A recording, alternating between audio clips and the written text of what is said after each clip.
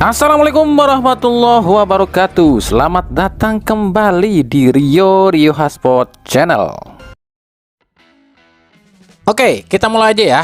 Lama tak terdengar kabar, PSBS Biak ternyata sudah ganti nama cuy. Bercanda ya. PSBS tetap PSBS kok. BTW, udah pada tahu belum sih apa kepanjangan dari PSBS? Persatuan Sepak Bola Bandung Sidolik gitu. Bukan, tapi Persatuan Sepak Bola Biak dan sekitarnya. Tapi emang sih saat ini PSBS pindah home base, yakni di Bandung, menyusul kisruh antara PSBS dengan Persipura.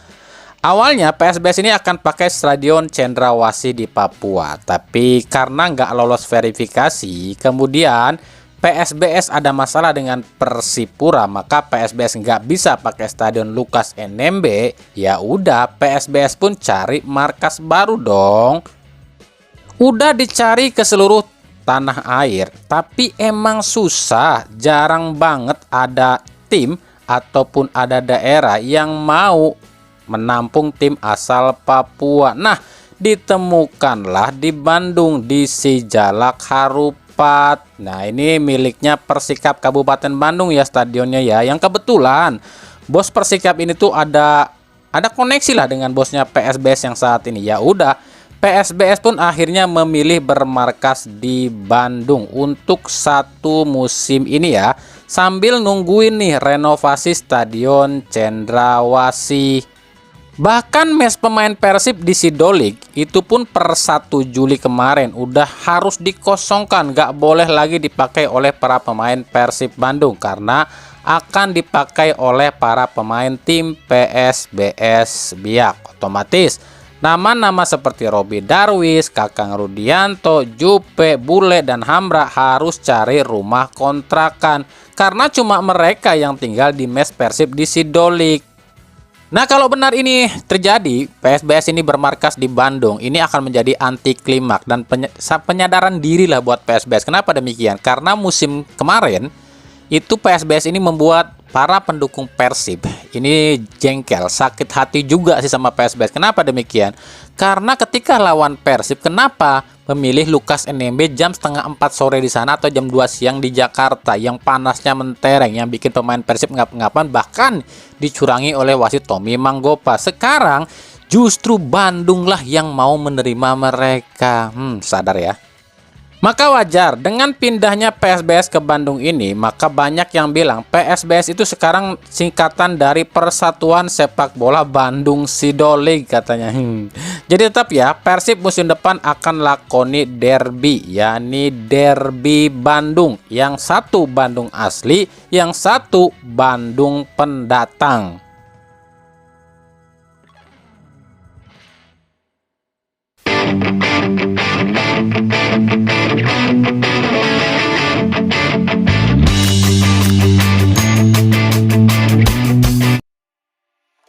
Lalu bagaimana dengan Persibnya sendiri kalau mesnya dikosongin? Persib sendiri memang udah nggak lagi pakai Sidolik ya, usai ada kisruh soal sewa ya, uang sewa lah, yang kami pun nggak tahu ini siapa yang salah. Intinya Persib saat ini cuma akan berlatih di 3 tempat tanpa di Sidolik, yakni di Arca Manik, GBLA Utama, dan lapangan pendamping GBLA.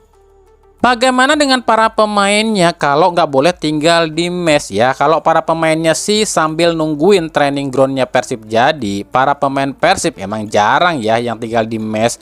Rata-rata pemain yang main di Persib itu kalau asing nih ya, itu emang udah disediain yang namanya apartemen gitu kan, atau mungkin rumah sewa atau apa. Kalau pemain lokal biasanya mereka disewain rumah, dan sisanya ya karena orang Bandung lah, mereka punya rumah masing-masing. Nah, itu pun termasuk 8 pemain asing baru Persib, semuanya udah disediakan apartemen masing-masing. Bahkan Sadil aja nih, dia ini udah di Antapani itu apartemennya. By the way, setelah melepas Seva Sanggasih ya, pemain kiper muda ya, kemungkinan ke Persijap Jepara, Persib pun melepas Ferdiansyah ke Semen Padang dengan status pinjaman. Ya udahlah ya.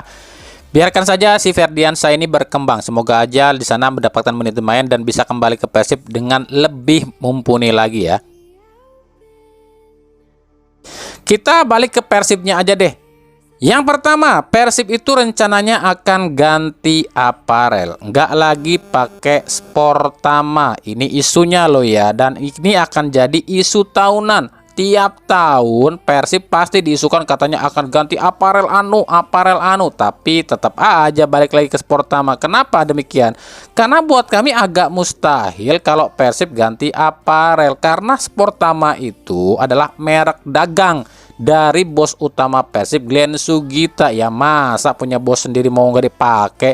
Tapi ya namanya dalam dunia sepak bola itu bisnis nu nomor hiji ya. Kalau ada aparel yang ngasih sponsor gede ya kenapa nggak diambil gitu kan. Dan kami pun nggak tahu nih apakah benar atau enggak nih Persib akan ganti aparel musim depan, dan aparel apa, brandnya apa, kami nggak tahu ya.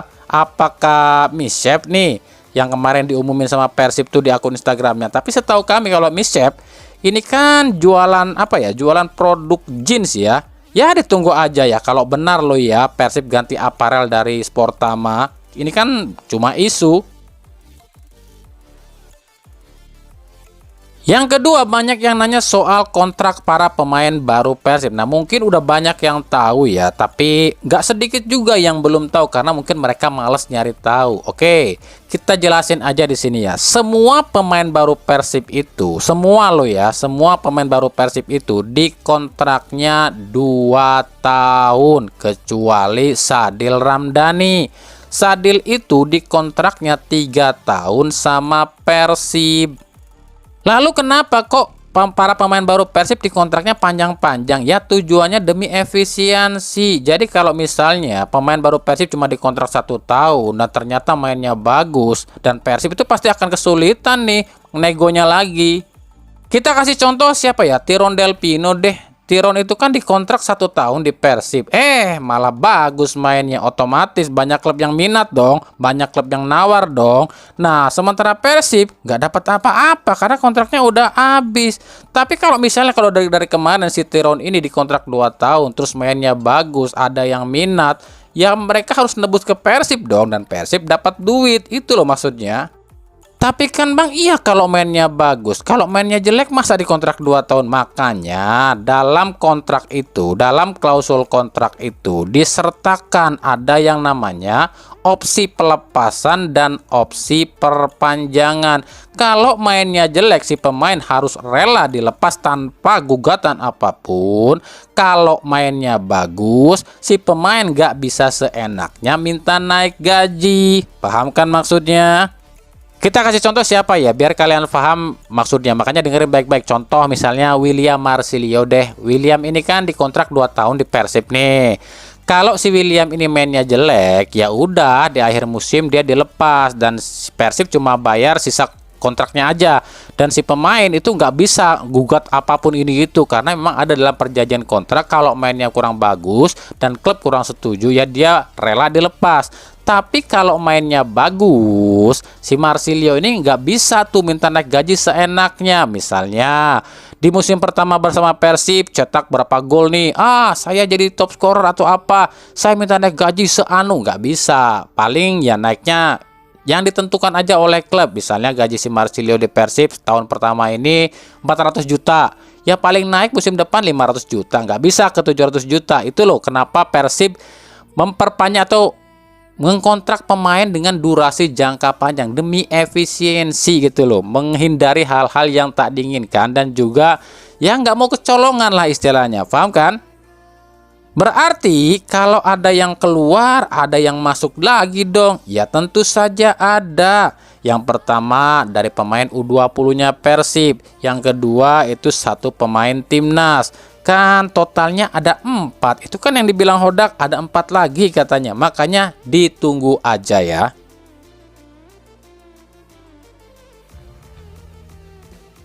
Dari Persija Jakarta udah diumumin ya si Van Basten Sousa. Ini pun sama, di kontraknya 2 tahun sama Persija. Jadi Persija pun kabarnya akan menerapkan hal yang sama dengan yang diterapkan di Persib soal kontrak. Kontrak 2 tahun tapi dengan syarat dicopot atau diterusin. Ya katanya sih biar klub ini nggak rugi-rugi amat katanya. Nah selanjutnya ada siapa ya? Kami udah bahas kalau itu ya, simak lagi video kami yang ini. Nah yang terbaru ada yang namanya Rui Gomez nih yang tiba-tiba masuk dalam negosiasinya Persija. Rui Gomez ini pemain asal Portugal, berposisi sebagai winger berusia 27 tahun yang musim lalu main di Liga 2 Portugal. Harganya sih cukup mahal, 6,95 miliar. Tapi Persija kan ngedapetin si Rui Gomez ini secara gretong alias gratis. Sebab si Gomez ini memang sekarang tanpa klub. Musim lalu di klub Capes, dia ini tampil 26 kali cuma cetak 2 gol, nggak nyetak assist. Masih banyak ya yang dirumorin. Nah, kita lihat saja nih siapa aja nih pemain-pemain yang dirumorkan. Dan apakah pemain-pemain yang dirumorkan ke Persija ini akan jadi merapat atau batal di tengah jalan? Kalau kata ketum Jackmania sih kemarin katanya pemain Persija itu ditikung oleh klub lain. Padahal setahu kami bukan ditikung, tapi pemainnya yang putar balik. Tadinya mau ke Persija setelah tahu dalamnya dan nggak cocok, ya nggak cocok semuanya, nggak cocok harga ataupun nominal gaji dan segala macam ya. Akhirnya putar balik, bukan ditikung. Salah satu contohnya adalah Tom Haye dan Stefan Plazonza yang pernah diisukan atau mungkin dinegosiasi dengan Persija tapi putar balik malah ke klub lain. Ya kita pun nggak nyalain sisi pemainnya kalau batal ke Persija dan juga nggak nyalain pihak manajemennya kenapa si pemain bisa batal ke Persija, karena ya inilah negosiasi di dunia sepak bola itu nggak segampang kita nawar-menawar barang di pasar, banyak prosesnya, banyak prosedurnya. Jadi kalau batal ya udah, kalau jadi ya kita syukuri. By the way, soal ucapan Diki Sumarno yang ini nih, tim mana yang perlu diperhatikan musim depan yang bisa dua tim yang bisa menyulitkan langkah Persija untuk menjadi juara? Dewa dan Malu. Dewa United dan Malu. Apa alasannya? Pemain ya, komposisi pemain mereka lah. nah ucapan ini banyak yang komentari dan bilang kayak gini, nggak anggotanya, nggak ketumnya, sama-sama gengsi ya ngakuin Persib. Ya kalau buat kami pribadi sih sah-sah saja. Siapapun boleh berpendapat, siapapun boleh menganggap siapa lawan terkuat buat timnya. Tapi kan balik lagi kita bicara soal fakta aja deh. Musim kemarin nih ya, yang katanya Persija itu the next level dan banyak supporter dan pendukungnya bilang nggak level, kita disamain sama Persib, beda kelas. Tapi kan faktanya finish di 4 besar aja kagak mampu. Ya makanya kami bilang untuk Diki Sumarno ini, maaf kata ya kami bilang perlu kedewasaan. Apalagi jika yang bicara itu seorang pemimpin kelompok loh ya. Mungkin alangkah lebih baiknya kalau Diki Sumarno bilangnya kayak gini, ya semua tim itu saya rasa punya kekuatan masing-masing. Yang penting kita di Persija fokus aja ke tim kita. Nah gimana? Lebih bijaksana dan lebih dewasa kan kalau kayak gini. Karena kan kita tahu lah, belum tentu selain Malut dan Dewa United nggak ada tim yang mampu ngalahin Persija, belum tentu kan? Betul apa betul?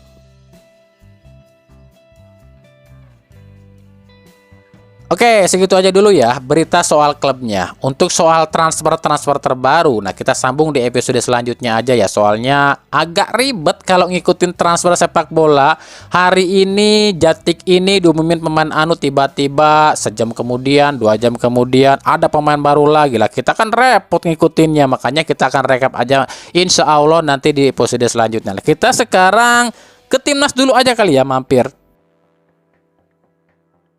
Apa kabar ya timnas U23 jelang AFF U23?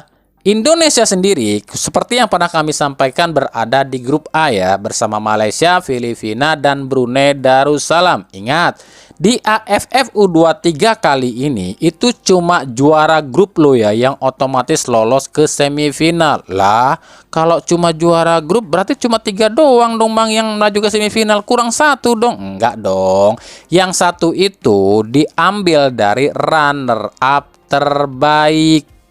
Laga perdana Indonesia itu akan digelar di GBK tanggal 15 Juli lawannya Brunei Darussalam. Memang kalau bicara soal di atas kertas, Indonesia memang unggul segalanya dari Brunei. Tapi jangan salah, itu kalau kita lihat secara di atas kertas. Tapi bagaimana dengan komposisi skuad U23 saat ini?